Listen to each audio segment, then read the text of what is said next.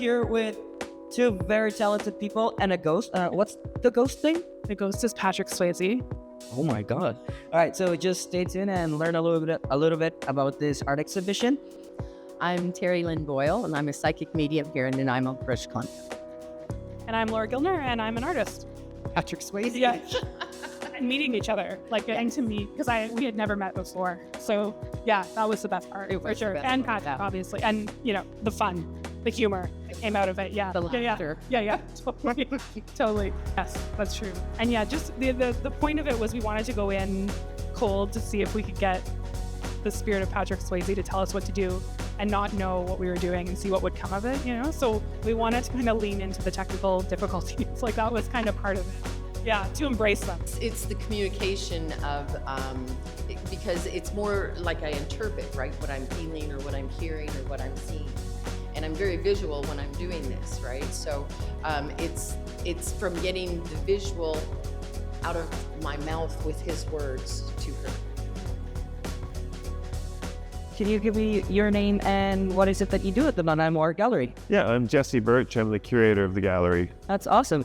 Could you tell me a little bit of how you came to the decision to host Trustful here? Yeah, so we have a kind of inquiry that we ask throughout an entire year at the gallery. So this year we're asking, how can we play together? And I was thinking about a lot of times when you're playing, you make a mistake, but you just follow through that mistake and you come to something new. It's a way of discovering new things. And I was thinking about how artists often work that way. So you'll be working on something and it won't be exactly the way you wanted it, but it'll tell you something new that leads you in a new direction. So Trustfall is about celebrating those happy accidents. I also, as a curator, you know, there's often times when I'm communicating with an artist and we have a misunderstanding, but that sometimes leads to a new idea for the way the show is going too. So Jesse, what is it that we have here? So this artwork is called Not an Artwork, and there's a reason for that. So back in 2007, I was first introduced to John Sazaki's artwork by a friend in Toronto. My friend sent a bunch of images of John's studio to me, and we started an email correspondence, John and I. And one of the photos showed something like this, and I thought, well, that's an interesting artwork. It seems to be about things not fitting in, not fitting together, misplacement, maybe a bit about failure. And he said, that's not an artwork. That's just a couple of guitars in the corner of my studio.